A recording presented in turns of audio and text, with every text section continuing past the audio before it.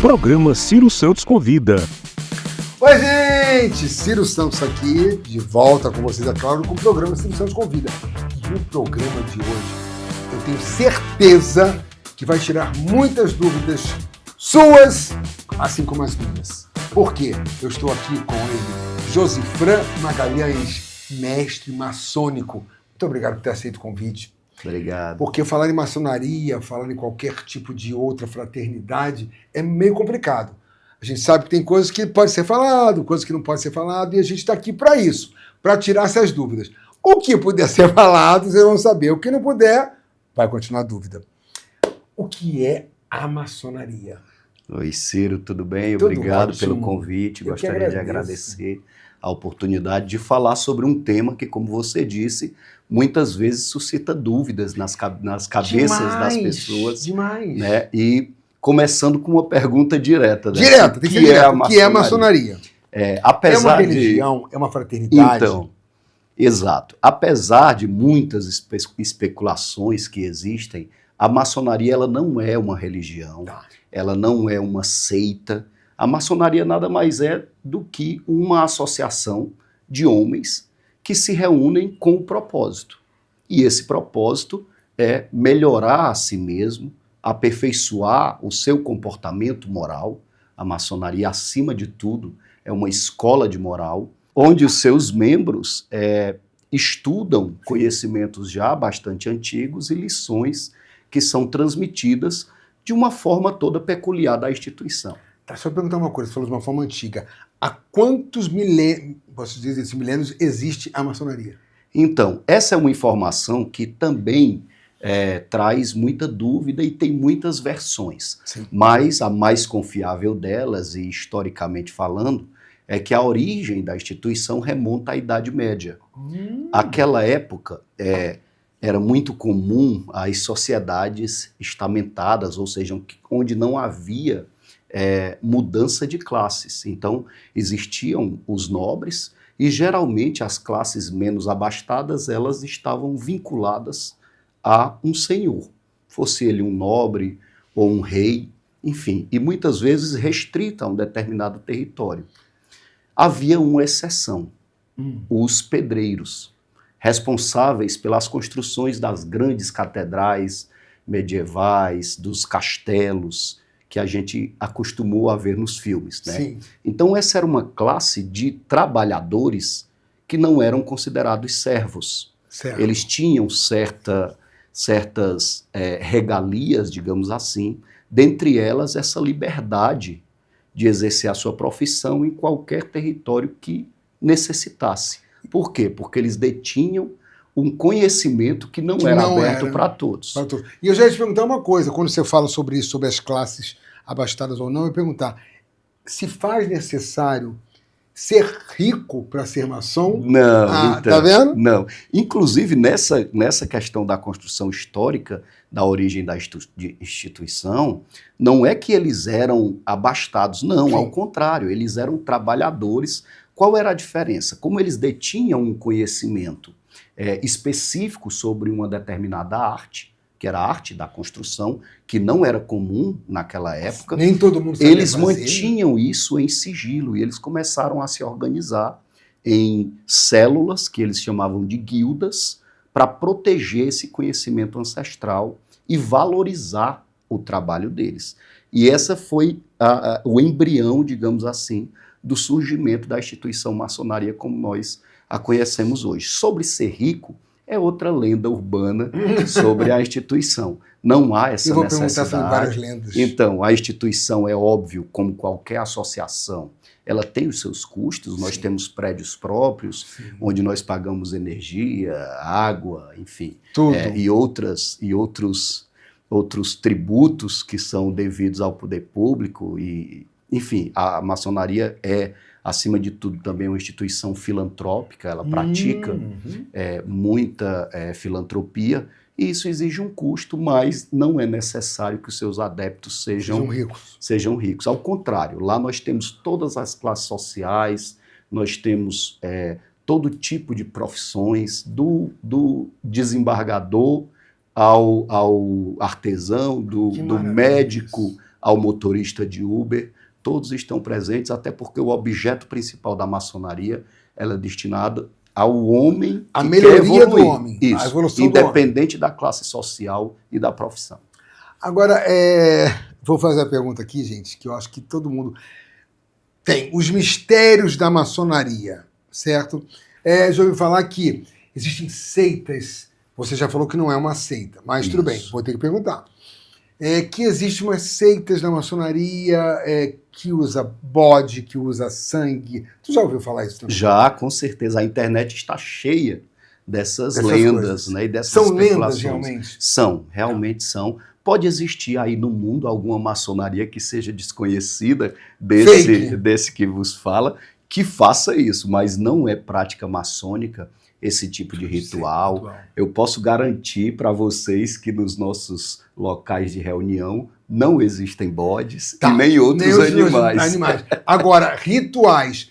Tem rituais? A maçonaria tem ritual? Existe, só que esse ritual que existe nada mais é do que um livro onde estão escritas as cerimônias que nós praticamos nessa busca do aperfeiçoamento. São reuniões, como qualquer outra associação pratica, como outras instituições, como, por exemplo, se você se basear, muitas vezes é confundida a maçonaria com uma religião. Sim. A religião, a que é predominante no nosso país, que é a católica... Eu, particularmente, eu achava que, que maçonaria era uma fraternidade. E pode ser entendida dessa maneira. Até porque dentro da maçonaria, ela não faz predileção por nenhuma religião.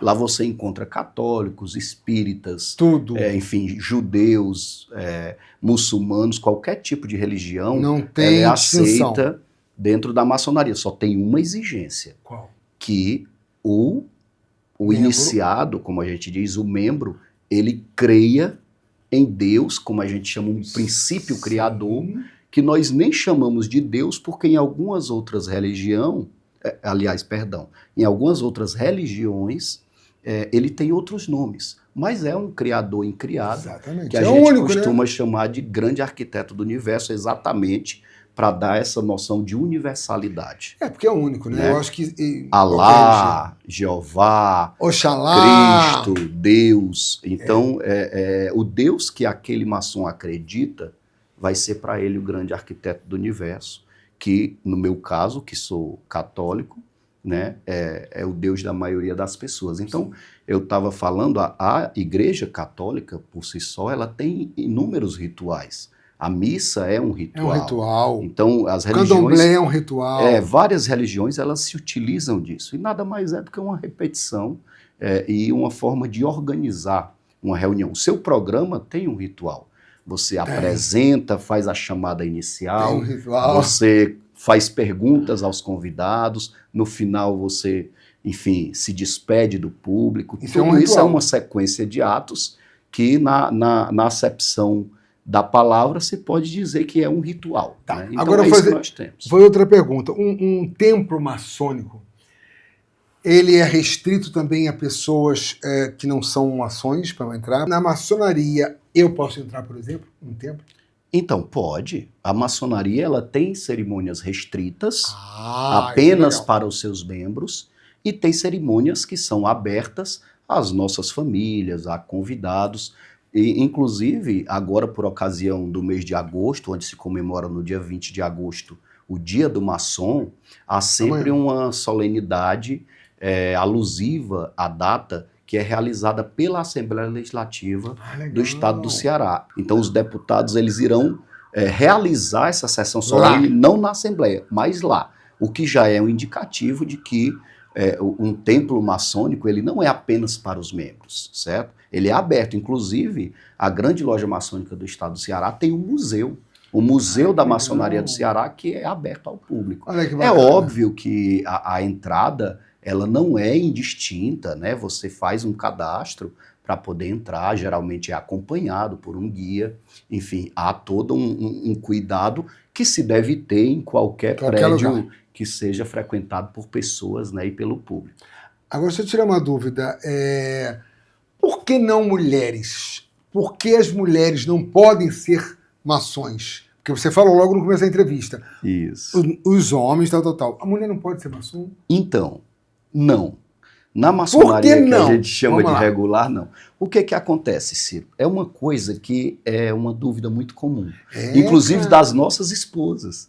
Quando você vai ingressar na maçonaria, você sempre tem que ser indicado por um outro maçom. Você é convidado por sim. alguém de dentro da instituição. Não tem como você se inscrever. Já fica um alerta para o público, porque a cada dia que passa está mais comum golpes pela internet de pessoas que se passam por maçons, que oferecem ingresso fácil na instituição, Legal. que cobram valores absurdos, taxas, enfim, isso não existe, pessoal. Certo? Eu não apago. Não, existe um custo, óbvio, porque você, como eu disse, você estuda, você tem material didático, você tem livros, nós pagamos energia, água, isso tem um custo. Então não é tão fácil existe. ser maçom. Na realidade, não. Você assim, me convida, eu vou dizer assim, tá, beleza. Aí, eu sendo convidado, eu posso ser maçom. Então, o procedimento é o seguinte: alguém de dentro da instituição vai identificar em você as características que a instituição busca nos seus membros. Ele vai fazer um convite a você. Isso não é pela internet, não é pelo WhatsApp, não é pelo Facebook, tampouco pelo Instagram.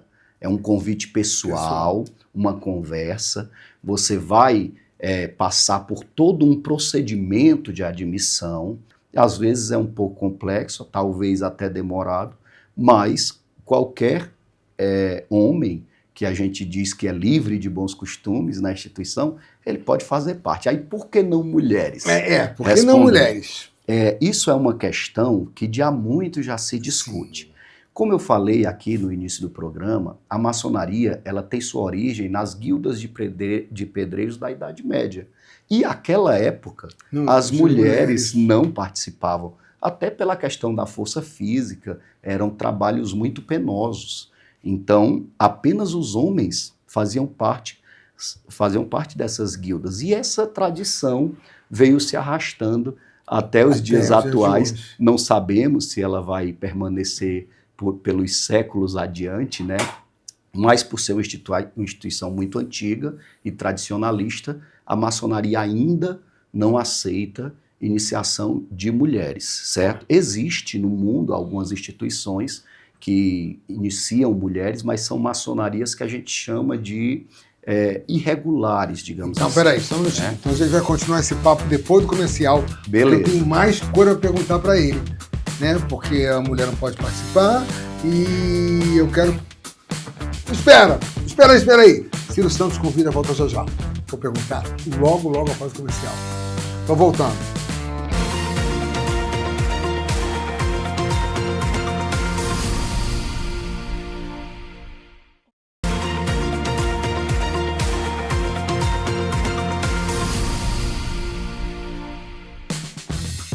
Voltando com o programa Ciro Santos, não preciso nem falar mais nada, que eu quero saber essa história. A gente estava falando sobre as mulheres, não é isso? Nós tivemos uma evolução social que permitiu que a mulher participasse dos meios sociais, tanto quanto os homens, o que é salutar, mas algumas instituições ainda persistem com essas tradições. Exemplo delas é a maior que existe no mundo, a Igreja Católica. Mulheres ainda não podem ser sacerdotes na Igreja Católica. Então, é uma coisa que muda lentamente e talvez, né, no futuro, a maçonaria, por ser uma instituição tradicionalista, mas também progressista, sim, ela pode assimilar, como nós assimilamos as novas tecnologias. Né? Isso vem à mente duas perguntas. Primeiro, a maçonaria, você falou para mim, para a gente, né, que ela não tem distinção nenhuma em qualquer tipo de religião. Não, tá? nenhuma. E ela tem a distinção em algum tipo de gênero, por exemplo, um LGBTQIA+, um homossexual, uma lésbica, quer dizer, lésbica não pode mulher. Mas assim, podem participar, podem ter aquilo que a maçonaria quer e ser convidado? Então, essa é uma questão palpitante nos últimos anos. De 2016, 2018 para cá, tem havido um grande movimento a nível mundial, da maçonaria mundial e grandes lojas pelo mundo, se debruçando sobre esse tema e discutindo essa questão. Ah, legal. A questão das mulheres na instituição, existe uma regra muito antiga, Sim. certo? Que proíbe a iniciação de mulheres. Tá. Já a questão de gênero, a homossexualidade, enfim, essas identificações que a Sim. gente tem hoje, não existe uma regra escrita. Tá, escrita.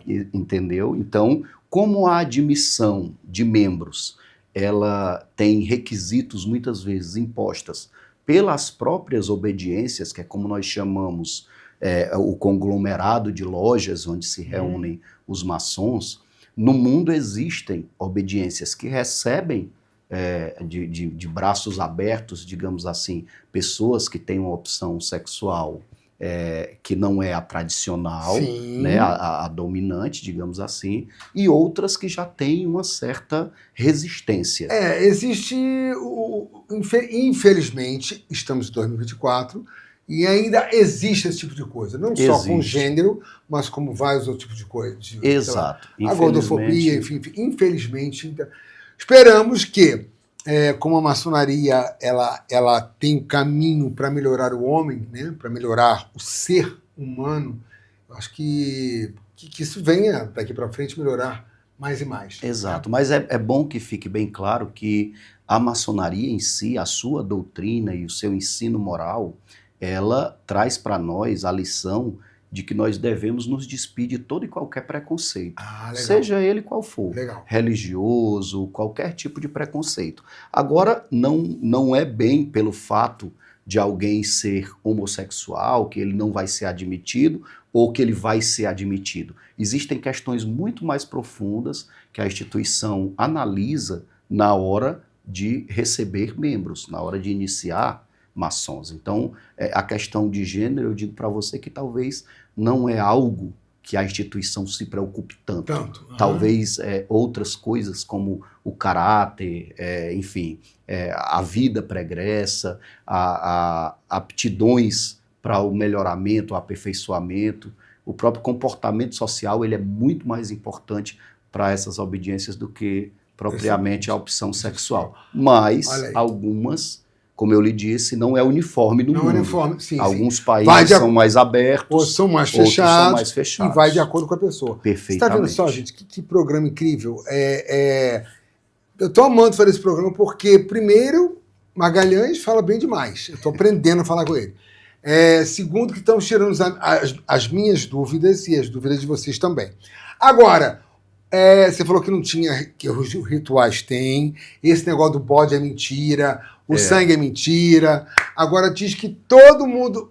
Outra coisa que eu vou perguntar, hein?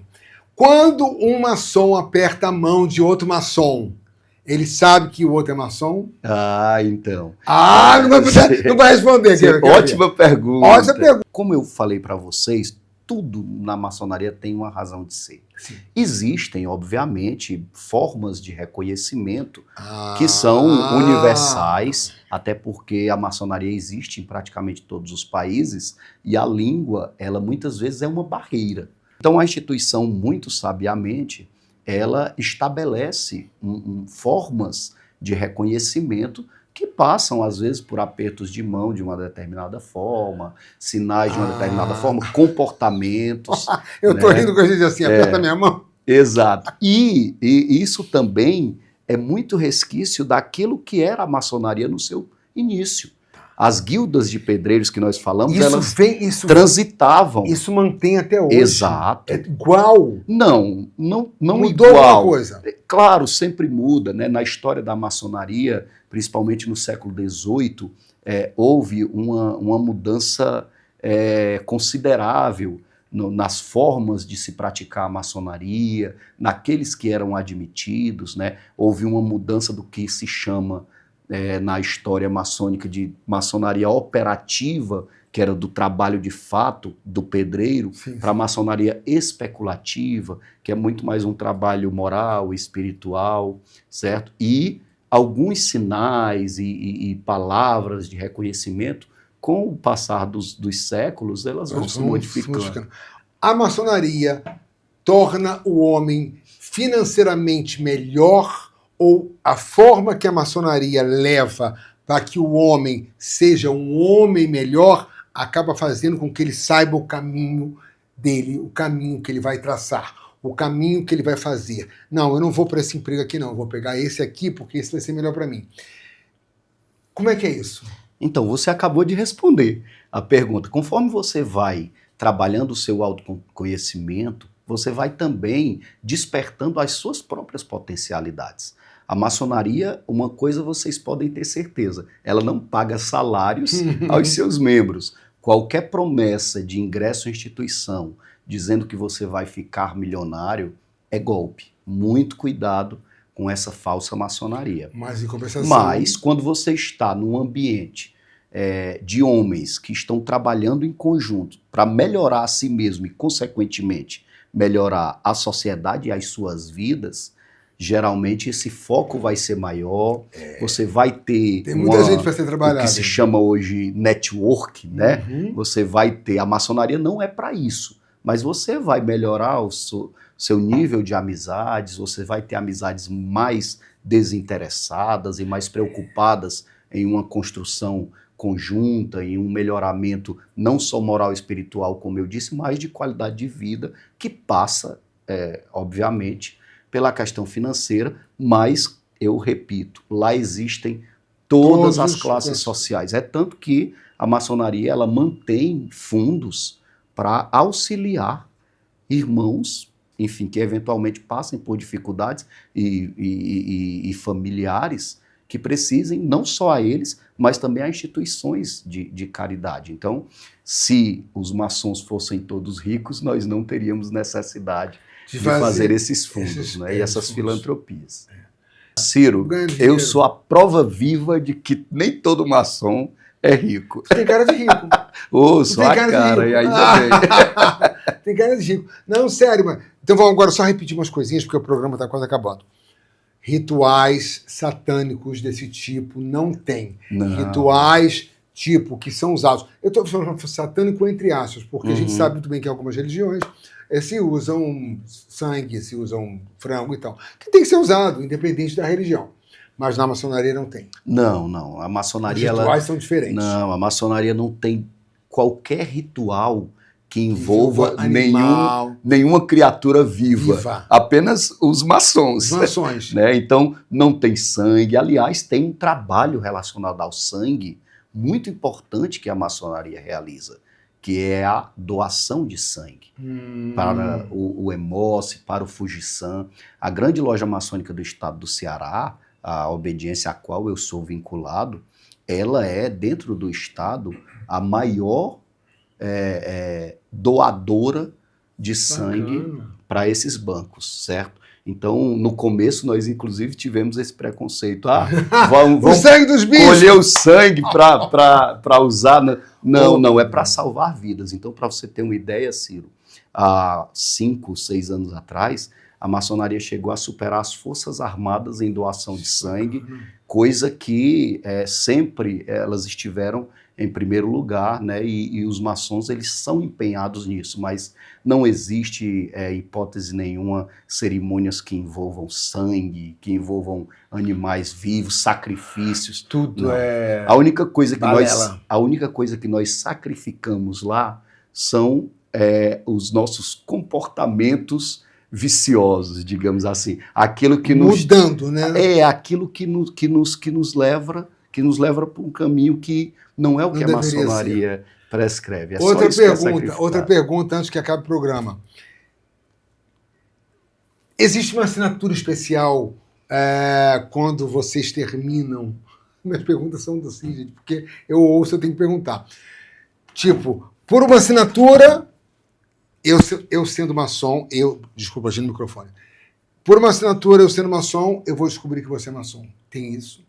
Não necessariamente. Uma assinatura ou um símbolo, alguma coisa? Existe uma certa peculiaridade que os maçons utilizam em suas assinaturas, né? Eles colocam pontos, geralmente 3 pontos, mas isso não é uma obrigação, a instituição não obriga que seja feito assim. E eu conheço muitas pessoas, inclusive, que não são maçons e que também assinam colocando pontos em suas assinaturas. Então, faltam 2. Pronto. Então, mas eu tenho um tio, por exemplo, que Ele assina, coloca 3 pontinhos e ele não é maçom. Mas isso também tem um significado, né? O 3 é um número bastante importante, não só para a maçonaria, como para as religiões, muitas das religiões. Então, isso tem toda uma carga simbólica e traz um significado. Tá. Então, gente, esse programa aqui foi divertido porque eu tentei levar bem leve. Mas eu acho que tirou bastante a dúvida de vocês, assim como tirou todas as minhas dúvidas. Eu quero agradecer demais ao Lucas Ben, que me indicou, que passou a pauta, a você, Magalhães, que você, cara de rico, fala bem demais. Então, vou deixar 2 coisinhas aqui para a cabeça de vocês. Quer ser maçom? Vá devagar e procure uma pessoa honesta. Não vá pela internet. Perfeito. Não vá, porque hoje tem tudo de fake, vai ver, vão cobrar de você, daqui a pouco teu dinheiro sumiu, né? Vai-se embora, você não sabe ir para onde. E vocês, mulheres, aguarde. Um dia está chegando a hora de vocês. Vai ter que chegar. Não é possível tanto, milênios, e a mulher não vai poder ser maçom? Então. Mas a mulher, Ciro, para terminar, ela tem um papel importantíssimo dentro da instituição. Ela não pode ser iniciada e não é maçom, sim, mas elas têm fraternidades dentro da instituição, como a Ordem das Estrelas do Oriente, que é para casais, como, por exemplo, as Samaritanas, as fraternidades femininas, que realizam um trabalho belíssimo, inclusive de filantropia. Então vamos fazer um convite? Faça um convite para a turma em casa, para quem quiser conhecer o Templo Maçom, que pode ser conhecido por pessoas não maçônicas. Perfeitamente. Por favor. Então fica aqui o convite, quem quiser conhecer mais sobre a maçonaria. Fala os dias que podem ir, né? Então, na realidade, Fortaleza tem muitas lojas e muitos templos que se reúnem praticamente todos os dias, com exceção do domingo, onde nós não temos nenhuma reunião maçônica, né? Pelo menos na nossa jurisdição não é comum dias de domingo. Nós temos lojas em todos os cantos da cidade e em todos os dias da semana, mas o principal para você começar a conhecer a instituição é você buscar, por exemplo, meios adequados e oficiais, porque a instituição, apesar do que todo mundo pensa que é uma sociedade secreta, ela não todo mundo acha isso. Ela está muito mais para secreto. Ela está muito mais para uma organização discreta. Mas a nossa obediência tem um site na internet, né? Você coloca glms.org e vai aparecer lá a grande loja maçônica do estado do Ceará. Lá tem um Quem Somos, uma parte institucional, para você começar a conhecer e, eventualmente, até fazer um contato telefônico, agendar uma visita, uma conversa. E a maçonaria, apesar do que parece, ela não é algo fechado e alheio à sociedade onde ela está inserida. Não. Você tirou essa dúvida hoje. Gente, Ciro Santos acabou com esse papo maravilhoso com o Magalhães. Obrigadíssimo. Obrigado. Eu acho que se ficou alguma dúvida, manda pra gente, escreve, que a gente faz outro programa, porque eu acho que tem mais coisa pra conversar. Beijo, até sábado que vem. Obrigado pela audiência esses 3 anos, gente. Beijo. Mais uma vez, obrigado, Magalhães. Obrigado, Lucas, por ter indicado. Obrigado à minha equipe. Obrigado, Luz. Obrigado aqui. Obrigado, Deus. E até sábado. Tchau.